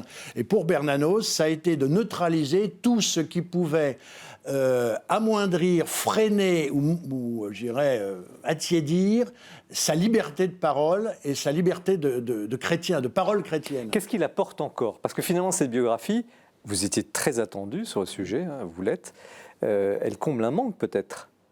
Est-ce qu'il est en train de disparaître? Il y a eu d'autres biographies. Vous faites une biographie, on est en 2021, vous sortez une biographie sur Bernanos. Je sors une biographie sur Bernanos puisque je pense que l'homme dit ce qu'il faut aujourd'hui entendre. C'est-à-dire que tout ce qu'il a pu dire à partir de 1930 et jusqu'à sa mort en 1948 sur l'essence du monde moderne, du monde industriel, du monde de la machine et d'une société policière ultra surveillée, il a dit ça pendant à peu près 15 ans. Aujourd'hui, vous prenez tout ce qu'il dit dans La France contre les robots, la liberté pour quoi faire, c'est intouché. C'est impressionnant. Parce qu'on a l'impression de lire une chronique écrite hier. Absolument, tout ce qui est notamment aujourd'hui la société de surveillance, le marquage, les puces, la reconnaissance faciale. Bernanos, c'était quelqu'un qui n'était même pas inscrit à la sécurité sociale parce qu'il ne voulait pas être numéroté et savoir où il habitait. C'est quelqu'un qui considérait que la prise d'empreinte était le premier attentat à la liberté de l'homme. Qu'est-ce qu'il faut lire alors aujourd'hui, vous imaginez pour les non-initiés, après avoir lu votre biographie, qu'est-ce qu'il faut lire? Il faut commencer par quoi? Alors, il faut lire, à mon avis, son chef-d'œuvre universel qui est Journal d'un curé de campagne. Oui, évidemment. Oui. Livre qui hisse enfin, le prêtre catholique à la hauteur des grands mythes de la littérature universelle, Don Quichotte, Faust, Joseph K, le capitaine Ahab dans Moby Dick. Enfin, le prêtre catholique devient un mythe littéraire, c'est-à-dire une présence universelle. Et sur la période actuelle. Et sur la période actuelle, La France contre les robots, ou alors évidemment, il faut lire aussi Les grands cimetières sous la Lune, qui est le livre qu'il a littéralement fait haïr de la droite, alors justement, de la bourgeoisie catholique traditionnelle et de la droite fasciste ou autre, européenne, qui est le grand livre contre la guerre d'Espagne et surtout contre le monde moderne. Alors, je reviens un petit peu à l'écriture, au biographe. Comment avez-vous travaillé? Est-ce que vous avez découvert des sources nouvelles? Dans les archives familiales, en définitive, Bernanos, c'est un homme qui a déménagé 31 fois, qui avait un mépris souverain pour le statut d'homme de lettres, qui ne tenait pas ses archives, qui ne mettait pas des petits rubans autour de sa correspondance, qui d'ailleurs vivait, je le dis, solitaire pour être mieux solidaire, c'est-à-dire qu'il se mettait à l'écart de la comédie sociale, des ronds de jambes et de tout ça, il aurait pu être tout le grand écrivain catholique, il a refusé ça, il a vécu à l'écart pour être mieux au contact du drame humain. Enfin, c'est une stratégie stratégie. Toute sa vie là, est marquée par ça, qui est assez extraordinaire. Et ce personnage est véritablement, je dirais, exemplaire sur ce plan. De Gaulle vient le supplier plusieurs fois après la Libération pour l'écouter, l'entendre. De Gaulle n'a de cesse qu'il rentre en France. Il voulait absolument faire un académicien, un ambassadeur, un ministre. Mais pas seulement, il cherche un sage aussi, non? Il cherche un sage, mais enfin, les sages, il faut leur donner une petite sinécure. Bernanos refuse absolument tout, et De Gaulle dira, la phrase est restée célèbre, celui-là, je n'ai pas réussi à l'atteler à mon char. Je pense qu'André Malraux a dû beaucoup apprécier. Non, mais De Gaulle a vu dans Bernanos la personne qui a fait dans le monde des lettres et du journalisme ce que lui, De Gaulle, a fait dans le monde de la politique et de l'armée. Et Bernanos a vu dans De Gaulle, je résume, le grand connétable de France, l'homme qui restaure la dignité royale de l'honneur national, ce qui avait complètement disparu. Il est très féroce sur l'aristocratie des années 30. Il dit, c'est des gens, vous les voyez, vous n'avez pas envie de leur tendre l'épée de France, vous avez plutôt envie de leur tendre votre manteau, ils ont des têtes de majordome. Vous voyez, Bernanos, c'est ça. En plus, c'est une colère... avant de donner la parole à nos jeunes auteurs, 2 questions, s'il vous plaît, répondre brièvement, parce que cette émission est passionnante, elle passe trop vite. Est-ce que vous avez découvert quelque chose? Vous le connaissiez déjà très bien. Est-ce que vous avez fait une découverte nouvelle, importante? Et puis, qu'est-ce que ça change en vous? Vous, j'ose dire François, qu'est-ce que ça bouleverse en vous, cette vie Ce que j'ai découvert, c'est des textes qui avaient été oubliés, que j'ai retrouvés, que j'ai mis à la fin du livre. Sur le plan des archives, je ne sais pas s'il y a beaucoup de choses à découvrir, mais je n'ai pas mis à jour des sources d'archives. J'ai simplement suivi de son premier texte, écrit en 1908, jusqu'au dernier en 1948, pendant toutes ces années, texte par texte, tout ce qu'il a écrit. J'ai reconstitué son parcours d'écrivain français et son parcours d'intellectuel. Et vous, alors, en quoi il vous a ému, moi, bouleversé? Ce qui me fascine chez Bernanos, c'est qu'il a quand même épuré toute la colère des gens dont j'ai parlé. Était une colère dans un style assez flamboyant, somptueux. Bernanos disait d'une opulence byzantine. Avec Bernanos, on entre dans le XXe siècle du tract, dans le XXe siècle de la dépêche d'agence, dans le XXe siècle du message radio et du SOS. Toute son œuvre son rêve, à mon avis, c'est de ne faire qu'un grand SOS. Et c'est un langage concentré, violent. C'est pas la grande. Mais vous répondez pas à ma question. En quoi vous êtes touché par lui? Moi, je suis touché par le fait qu'il a incarné sa voix. C'est un homme qui a incarné sa parole. Et ça, moi, ça me fascine. Il y a entre ce qu'il a dit et ce qu'il a été, ce qu'il a écrit et ce qu'il a vécu, il n'y a pas l'ombre, il n'y a pas le nombre d'obstacles. Il y a une unanimité extraordinaire entre l'existence du personnage et la parole du personnage. Alors, c'est une parole vivante. Clémentine Beauvais, votre réaction? Moi, j'y connaissais rien, si vous voulez. Bernanos, j'ai lu Les Carmélites et j'ai vu Le Soleil de Satan. Enfin, c'est Sous le Soleil de Satan. C'est à peu près. Vous n'avez pas lu le journal de Non, même pas. Non, même pas. Moi, j'ai une connaissance. Si vous voulez, ma culture est comme très, très, très limitée dans tous les auteurs que vous avez cités. Je les connais que très, très vaguement. Donc, j'ai tout appris. Mais pour vous dire à quel point j'étais ignorante, et là, c'est pas seulement. Enfin, c'est aussi des questions d'histoire. J'ai dû googler Action française quand même parce que je savais pas ce que c'était. Googler pour les non-initiés, c'est taper sur Google. J'ai tapé dans Internet pour savoir ce que c'était. Mais c'était fascinant parce que c'est vrai que moi j'avais une vision assez neutre de Bernanos, c'est-à-dire que je pensais pas en fait cet aspect colérique, du moins je l'avais pas glané depuis d'après les œuvres que j'en avais lues et vues. Et donc cet aspect-là, et notamment tout ce début où il va en effet récupérer cet universitaire pour le taper, ce qui m'a fait rire parce que maintenant on se plaint de la cancel culture, mais ils étaient en train de canceller toute la culture. On considérait qu'il y avait des limites à ne pas... Mais vous n'êtes pas frappé par ce que vient de dire François Angelier, c'est cet homme debout qui résistait à tout, qu'une sorte de phare dans la tempête.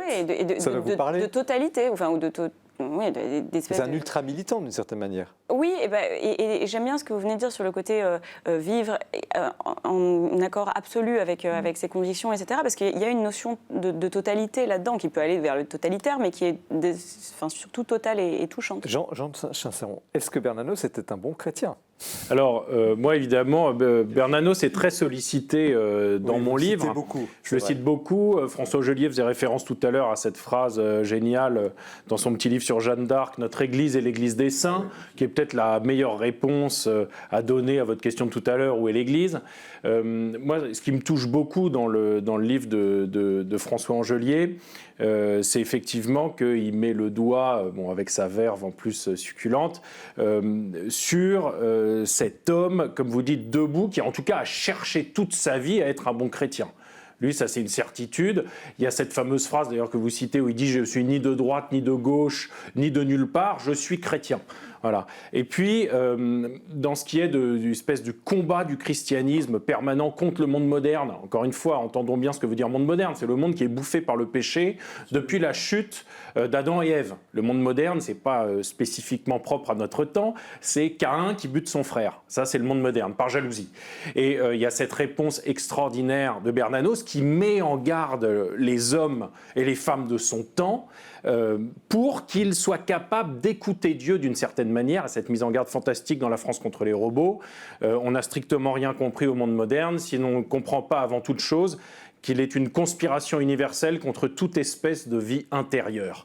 Donc à la fois c'est le gueulard et en Bernanos, et en même temps il veut nous apprendre à revenir à un silence fondamental qui nous permet d'entendre l'essentiel. Et ça, on le voit très très bien dans le curé de campagne, dans les dialogues entre le jeune curé et Torcy. Comme nous avons peu de temps, je ne voudrais pas éluder la question, par les silences, la question de l'antisémitisme. Alors allons-y, vous expliquez, je ne vais pas dire vous justifiez rien, vous expliquez pourquoi il était profondément antisémite et vous expliquez le sens que cela avait à cette époque. Et même en contextualisant, plus tard, il évoluera aussi. Cette question, c'est la plus sensible, enfin, dans l'époque, évidemment. Comment pourriez-vous la situer là, dans un débat court voilà, parce que c'est un Je vous dirais les choses très simplement. En aucun cas, Bernanos n'est un converti. C'est un héritier. Ça n'est pas comme Rebattet, Lucien Rebattet, Louis-Ferdinand Céline ou d'autres, qui à un moment de leur évolution intellectuelle et politique ont découvert l'antisémitisme et s'y sont ralliés, ou même Drummond. C'est un héritier, c'est-à-dire qu'il est né dans une famille d'une bourgeoisie, une bonne bourgeoisie monarchiste et catholique. Quand il avait 7-8 ans, tous les matins au petit déjeuner, son père lui lisait La Libre Parole, le quotidien antisémite d'Édouard Drummond, qu'il écoutait avec les yeux comme ça et les oreilles ouvertes. Donc déjà, première chose, à 13 ans, il a lu La France juive de Drummond, donc il a été biberonné à l'antisémitisme, si j'ose dire. C'était dans sa culture de petit garçon. Et la figure de Drummond se liait à la figure du père. Quand en 1908, il rentre à l'Action française, c'est le milieu où l'antisémitisme est une pierre d'angle idéologique. Donc d'une certaine façon, tout cela s'intègre dans sa structure mentale et sa démarche intellectuelle. Néanmoins, constatons des choses. C'est que dans toute son œuvre de fiction, son œuvre de romancier géniale, pas une fois, il n'est question d'antisémitisme. Il n'y a aucune trace d'antisémitisme. Dans le livre qu'il consacre à Drummond, La grande peur des bien-pensants, c'est évidemment la question, mais on a l'impression qu'il s'intéresse plus au Drummond critique incendiaire de la Troisième République et du capitalisme bourgeois qu'à les questions antisémites. Est-ce que là, vous le défendez pas un peu quand même ? Bah oui, je le défends parce que, si vous voulez, c'est trop facile de simplifier les choses. Je veux dire, il faut se représenter ce qu'est ce garçon, cet adolescent, cet homme qui vient d'un milieu où l'antisémitisme... Oui, mais où est la frontière entre l'explication et... Ce que je veux dire, c'est que très rapidement, on sent qu'il dépasse l'antisémitisme idéologique. Et ça ne lui sert plus de rien. Je veux dire, il passe ensuite à une critique, même à la fin de La grande peur des bien-pensants, à une critique du monde moderne où l'antisémitisme ne figure plus. De temps en temps, par des espèces de conditionnement mental, il tiendra des propos de cette nature. Mais il est au-delà. Et quand il est au Brésil, il est ami avec toute la colonie d'exilés juifs français, l'avocat Torres et tout. Qui va voir Stefan Zweig ? Stefan Zweig est quand même le grand écrivain juif autrichien, star internationale, grand romancier. Avant son suicide, la dernière chance que se donne Zweig pour échapper au suicide, c'est de se dire, je vais aller voir Bernanos. Et un des derniers textes qu'il publie, en tentant une réconciliation totalement délirante, qui s'appelle « L'honneur est ce qui nous rassemble », qui est un hommage aux morts du ghetto de Varsovie, Là, évidemment, alors il parle de Drumeau au début, et puis après, il dit que l'honneur, en définitive, entre les juifs, les monarchistes, les catholiques, l'honneur est ce qui nous rassemble. Donc, si vous voulez, cet homme qui est profondément issu d'un milieu qui est profondément antisémite, effectue tout un trajet intellectuel et toute une démarche intérieure qui fait qu'à la fin de sa vie, il y a un rééclairage et il y a un travail de compréhension qu'il a fait à l'égard des Juifs, qu'il compare au Christ du prétoire. Clémentine Beauvais, pour vous, c'est une ombre, ça, au tableau, ou c'est une réalité qu'il faut regarder en face, comprendre? Comment vous le ressentez? Non, mais moi je trouve que vous l'expliquez très bien là, vous l'expliquez très bien dans le livre. Je vous trouve sur cette idée de il a été biberonné à ça, oui, mais vous dites aussi qu'il lisait Balzac à 12 ans et demi. Oui, donc, bien sûr. donc bon, mais enfin, non, pour moi c'est tout à fait la manière dont vous l'expliquez, tout à fait. Jean de Saint-Chéron, est-ce que c'est une tâche dans sa vie? Si vous voulez, de toute façon, c'est un personnage complet, Bernanos, extrêmement, entier, qui effectivement est très fidèle à sa famille, là d'où il vient. Oui, mais aujourd'hui, ressortir aujourd'hui en 2021 oui, là-dessus, mais avec si ce vous voulez, sujet-là. on peut pas, je pense pas qu'on puisse faire une lecture totalement déracinée du personnage, comme si on le plantait en 2021. D'ailleurs, il a ces phrases assassines, évidemment. Bon, contre le nazisme, il n'est pas le seul, mais contre l'antisémitisme nazi, après la guerre, dont il estime même... Je rigole parce que la formule est grandiose, mais il dit le nazisme a déshonoré l'antisémitisme. Qui a un sens très particulier. Qui a un sens effectivement très particulier. François Angelier pourrait Alors allez-y, parce que c'est des sujets quand même importants. Ça veut dire que Hitler a... Ce que demandait Bernanos, lui, avec sa formation politique, c'était entrer en discussion, en contestation avec les Juifs. Et Hitler a déshonoré la question le dialogue avec les Juifs par la monstruosité de la Shoah. Ça veut dire qu'après Hitler, on ne peut plus, justement, être antisémite, puisque c'est une espèce de déshonneur absolu. Un mépris, il a écrasé... Absolument, mais il y a des phrases qu'il a écrites. Il dit, parlant de Mandel, qui avait été Georges Mandel, ancien collaborateur de Clémenceau, donc juif, qui va être assassiné par la milice, il écrit, il sait qu'il a été arrêté, la moindre goutte de sang de Mandel m'est plus chère que la pourpre de la toge d'un cardinal fasciste. Il a écrit aussi, je préfère être fouetté par le rabbin d'Alger plutôt que de m'en prendre à une femme ou un enfant juif. Mais, donc c'est quelqu'un qui était peut-être au centre d'un champ de force et de contradictions extrêmement violent. Ça tirait d'un côté un jour, à côté de l'autre jour. Je pense que c'est un homme qui a vécu profondément les contradictions, et au cœur de la violence, les contradictions peut-être idéologiques du catholique moderne. Est-ce que ça vous a gêné? C'est quand même une époque où l'Église n'est pas d'un philosémitisme extraordinaire. Évidemment. Est-ce que ça vous a gêné dans l'écriture? Non, ça m'a pas gêné parce que je n'étais pas là pour juger Bernanos. Moi, évidemment que je suis pas antisémite et que la question se pose pas. Mais ce que je veux dire, c'est que mon but n'était pas de juger Bernanos et de lui mettre des notes comme à un concours d'équitation ou à une sorte de l'évaluer. J'étais pas là pour l'évaluer. J'étais là pour expliciter et pour montrer le déroulement d'une vie et d'une méditation. D'autant que je pense que c'est un antisémitisme qui a plus de 100 ans de distance. Nous comprenons très mal parce que c'est pas un antisémitisme raciste ou racialiste. C'est un antisémitisme qui est éminemment politique, social ou économique. Maurassien. Alors, il y a un autre point de débat, j'aimerais bien vous entendre, parce que qui rejoint un peu les trois livres, c'est cette espèce de, allons-y, manichéisme, au fond, dans sa stature, dans sa vision, dans son exemple de vie. Je prenais l'exemple du phare dans la mer, contre toute tempête, l'absolu, le bien est là, le mal est là, et moi j'incarne, radical, on retrouve des thèmes de radicalité.